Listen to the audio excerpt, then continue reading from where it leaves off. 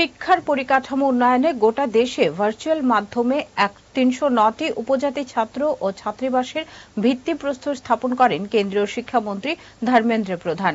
মঙ্গলবার নয়াদিল্লির ভারত মণ্ডপম থেকে সর্বভারতীয় শিক্ষা সম্মেলন অনুষ্ঠানের মধ্য দিয়ে দেশের বিভিন্ন রাজ্যের উপজাতি ছাত্র ও ছাত্রীবাসের ভার্চুয়ালি শিলান্যাস করেন কেন্দ্রীয় শিক্ষামন্ত্রী ধর্মেন্দ্র প্রধান।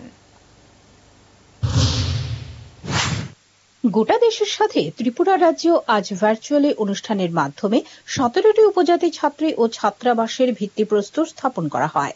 তার মধ্যে উত্তর ত্রিপুরা জেলার কাঞ্চনপুরের লালজুড়ি ব্লকে শিলান্যাস করা হয় ২টি ৫০ শয্যা বিশিষ্ট উপজাতি ছাত্র ও ছাত্রীবাসের।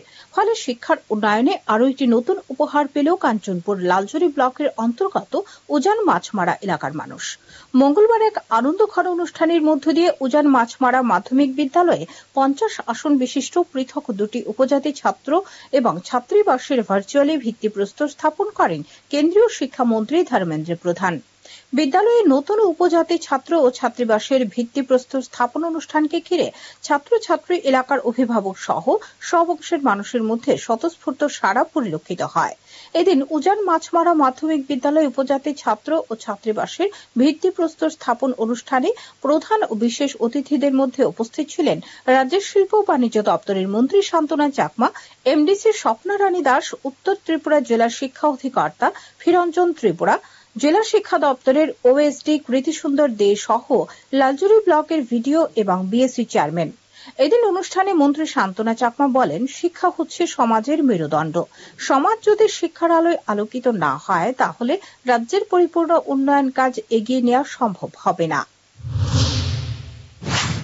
তো ডাইরেক্টলি দিনটি অত্যন্ত আমাদের জন্য গুরুত্বপূর্ণ, কেননা আমাদের জনজাতিদের কিভাবে উন্নয়ন করা যায়, কিভাবে এগিয়ে নিয়ে যাওয়া যায়, সেই দিশাকে,